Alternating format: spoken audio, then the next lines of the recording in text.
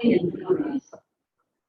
everyone, this is Glenn Bugala. I'm going to talk through some of the pronunciations and terms, meanings in under milkwood. So if you want to follow along in your script, I'll be looking at this screen over here probably, so I may not be looking at the camera. All right, here we go. Page 1, line 37. Trousseau, that is gifts given to the bride for their household. Page 2, number 22, snuggeries. That's the pronunciation, and it's where babies are snuggled in their cribs. Kidwelly, pronounced just as you expect it by second voice on page 3, line 4. Linnet is a bird. That's page 3, line 33.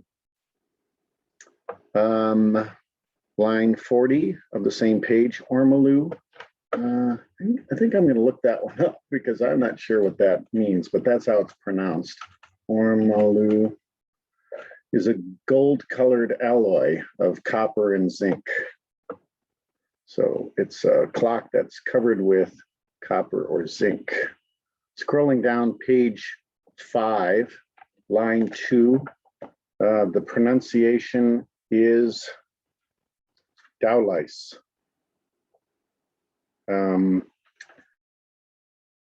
And then line 5, page 5 is Maesgwyn, with the accent on Gwyn. So those are towns.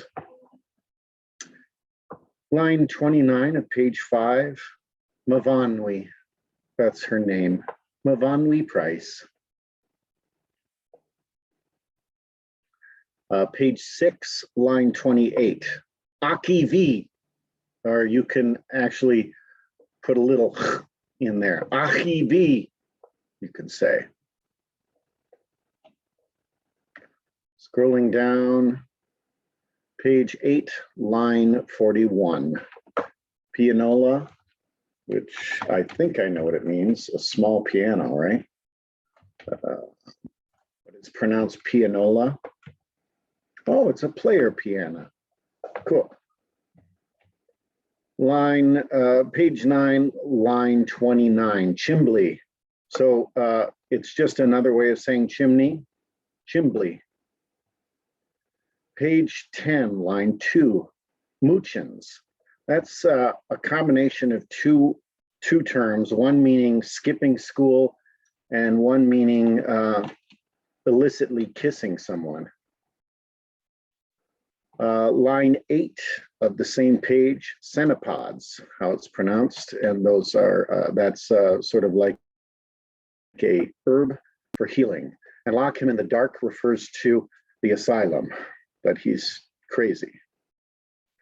Line 17 of page 10, BTM, means bottom or butt.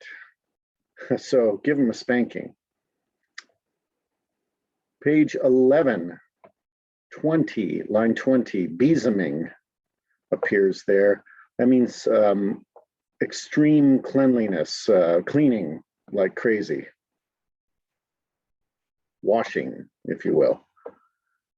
Line 42 of page 11, pajamas, I'm sorry. That's how it should be pronounced, and it's pajamas, but just pronounced a little differently. Page 12, line 2, sciatica is, a nerve problem in the upper thigh area. Page 14, line 22, it says PC Attila Reese. That means police constable. Attila Reese. In our Chicago production, we just replaced PC with police constable. Up to you if you want to do that. Line 30 of page 13, kippers. Those are sardines, stuffed like sardines in a box, in other words. Scrolling down to page 15, brilliantined. That's how you would say it. And I believe that refers to stuff you put in hair to make it shiny. Page 15, line 34, giblets. I think I know what those are. Giblets. Yeah, they are like heart, gizzard, liver, stuff of that, the unusual parts of a bird. Page 15, line 2, it's spelled differently, but it's molted. Feathers that have been molted, that have been dropped off, in other words. Page 16, I'll be taking this Eistedfodai. That's on line 15. Then line 18, Kruth and Pibgorn. Those are instruments. And then line 20 of page 16, parches. That refers to parsons, in other words, reverends, that sort of thing. Page 17, line 10, jippos.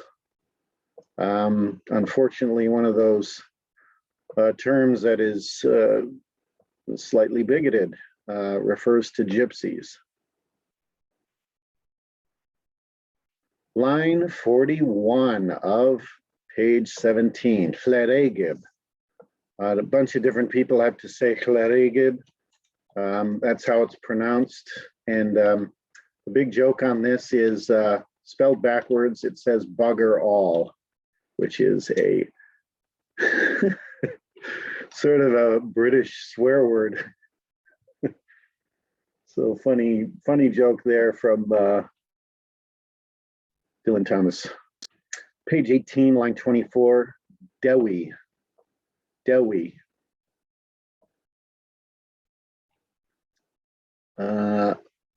On page 19, I'm going to take this speech by Reverend Eli Jenkins. There's a whole bunch of stuff there. I'm not going to put one of you guys through that. I'll just do that speech since I did it in Chicago. Scrolling quite a distance ahead for our next thing, page 24, line 3, big besomed. Again, you remember that word besoming means cleaning, but this is a double entendre. It's referring to like big bosomed, but turning it into big besomed. So it describes Mrs. Ogmore Pritchard. Page 25, line 15, scullery is how you say that word, and it's a small kitchen. Page 25, line 33, fish frail.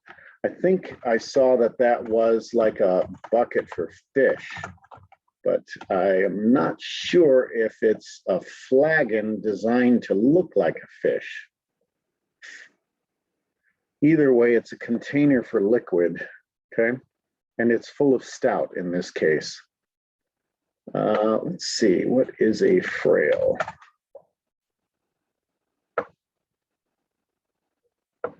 Yeah, I'm not getting much there. Just suffice to say, either a flagon that's designed in the shape of a fish, or it's something designed for holding fish. He's quite a drinker. Scrolling ahead, page 28, line 40, just making sure that we pronounce it dingy. Dingy. You can also hit it with hard G, dingy. That's how it's pronounced, second voice. Line 20, page 29, line 28. This may take just a second. I need to make sure. There's a way we pronounced it, but I want to make sure you guys get to pronounce it the right way. Ricky Reese and Gerwain on line 29, and Tai Pant for line 31, Captain Cat. Page 30, line 11, 12Zs, referring to shoes, mind your size 12Zs. Line 22, both wells. Page 31, Gorslas. That's line 12, sorry, Gorslas. Naming a town there. Scrolling down to 34, I just want to make sure that we catch that line 47, the very last line. Mr. Ogmore did hang his dog, the collie dog. So they never explain why. It's just an oddity about Mr. Ogmore. Page 37, line 34, speciality would be the proper way to say it in Britain, speciality. And then the tool bugle, line 36 and 37 there.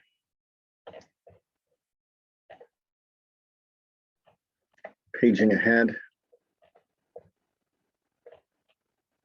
Quite a few pages here. By the way, on these songs, I'll be playing them on YouTube, so you don't have to learn these songs.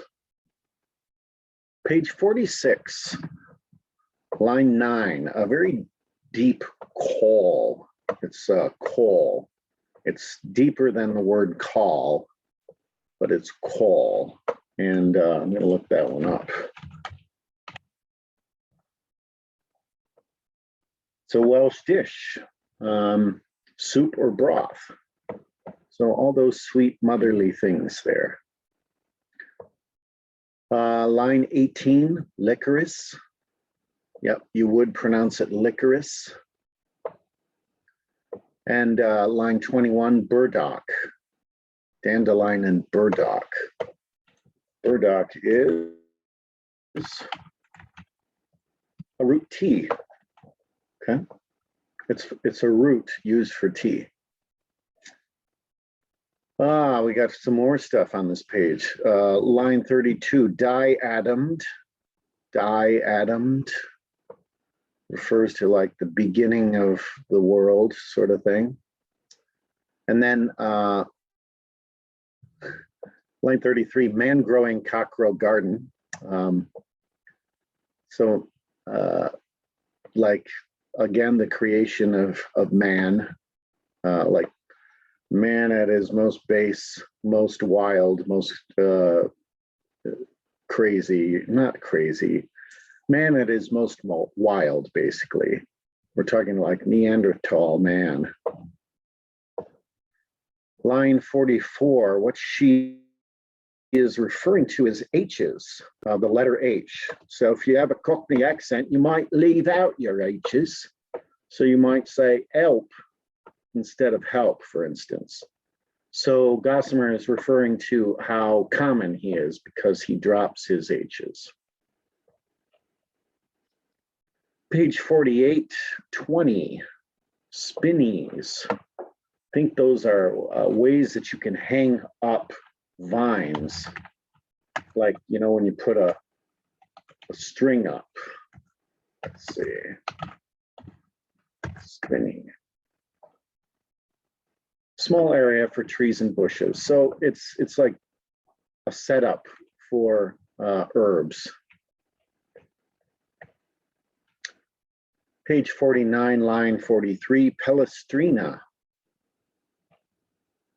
Page 50. Line 7, pendulumed. It's soft U there, even though it may not look like it.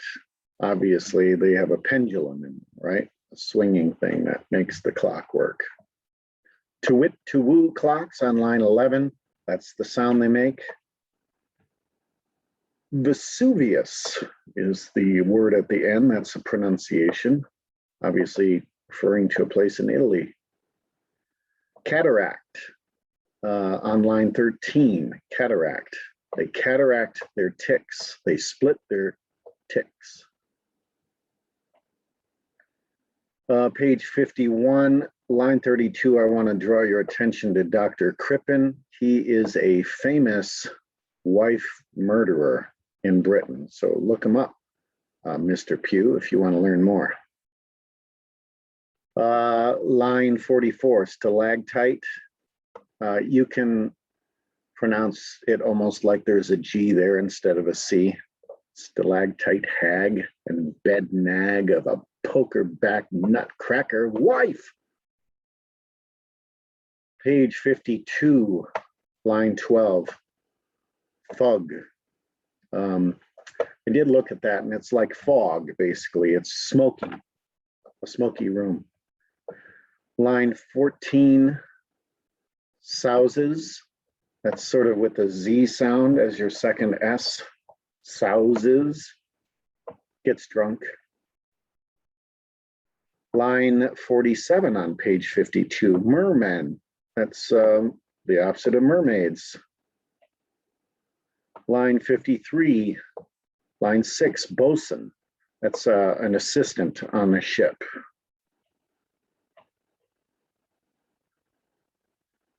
Page 54, line 42, blue-bagged, refers to possibly two things, one sexual and one referring to like taking fish illegally. So a bay that he has been fishing and taking fish illegally from. That's the second No Good Boyo reference that has two meanings in the same word.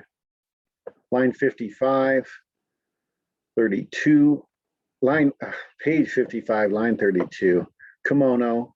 That's, you know, an outfit worn in Japan usually.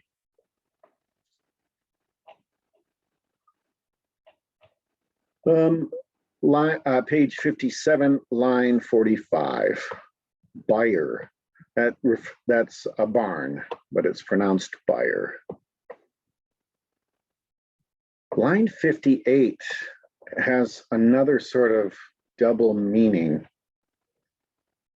Page 58, line 21, glass widow refers to, I think, how clean and delicate she is, but also a glass widow is someone whose husband has left her, sort of like just sort of going AWOL. The husband has gone AWOL. And that sort of refers to her husbands. They were glad to be rid of her.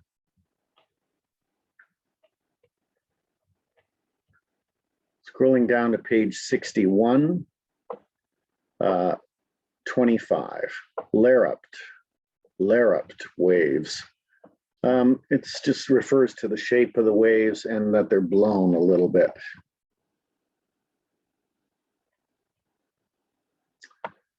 '62, line 8, wolf. It's turning wolf into a verb there, wolf. I think it's like catcalls sort of thing. Line 35, tumulus. And it was sort of like a worship ground, a tumulus. And I guess I'm saying that anyway, so. First voice. All right, Chimbly again, Mr. Waldo says it on line 47 of that same page. Pronounce it like Chimbly, it refers to a chimney, and you say that word many, many times in your song. Well, you're gonna hear it on YouTube in that song. You don't have to do it. Organ Morgan, page 64, line 22, Bachbach. That's how you'd pronounce it, and it means lovely Bach. And then the last page, page 65, line 20, cloven. means split, sort of. And then line 24, wantoning ignorant chapel,